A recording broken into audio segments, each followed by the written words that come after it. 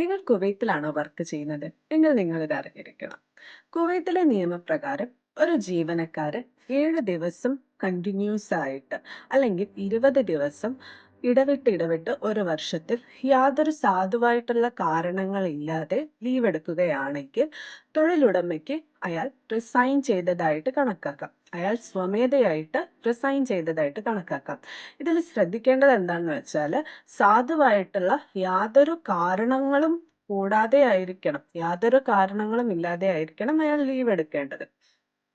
ഇങ്ങനെയുള്ള സിറ്റുവേഷനിൽ തൊഴിലുടമയ്ക്ക് ഇനി ഒഫീഷ്യലായിട്ട് ഒരു റിസൈൻ ലെറ്ററിന്റെ ആവശ്യമില്ല. ഇയാള് സ്വന്തം ഇഷ്ടപ്രകാരം റിസൈൻ ചെയ്തതായിട്ട് കണക്കാക്കാം. പക്ഷേ നിയമപ്രകാരം ഇയാൾക്ക് കിട്ടേണ്ട ബെനിഫിറ്റ്സിനെല്ലാം ഇയാൾ അർഹനാണ്. ഇപ്പൊ 3 വർഷം മുതൽ 5 വർഷം വരെ സർവീസ് ഉള്ള ആളാണെങ്കിൽ ഇയാൾക്ക് കിട്ടുന്ന ഇൻഡെംനിറ്റി എമൗണ്ടിന്റെ പകുതി വരെ ഇയാൾക്ക് അർഹതയുണ്ട്.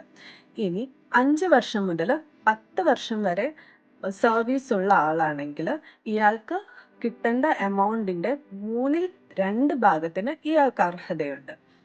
ഇനി 10 വർഷത്തിൽ കൂടുതൽ സർവീസ് ഉള്ള ആളാണെങ്കിൽ ഇയാൾക്ക് കിട്ടേണ്ട മുഴുവൻ തുകയ്ക്കും ഇയാൾക്ക് അർഹതയുണ്ട്. ഇതിൽ സാധുവായിട്ടുള്ള കാരണങ്ങൾ അഥവാ സ്വീകാര്യമല്ലാത്ത കാരണങ്ങൾ എന്ന് ഉദ്ദേശിക്കുന്നത് approved leave, maternity leave, first and second degree റിലേറ്റീവ്സിന്റെ ഡെത്ത്, ഇൽനെസ്, അതിൻ്റെ അത് കൂടാതെയുള്ള വേറെ ഏതെങ്കിലും കാരണങ്ങൾ, സ്വീകാര്യമല്ലാത്ത കാരണങ്ങളെയാണ് സാധുവായിട്ടുള്ള കാരണങ്ങൾ കൊണ്ട് ഉദ്ദേശിക്കുന്നത്.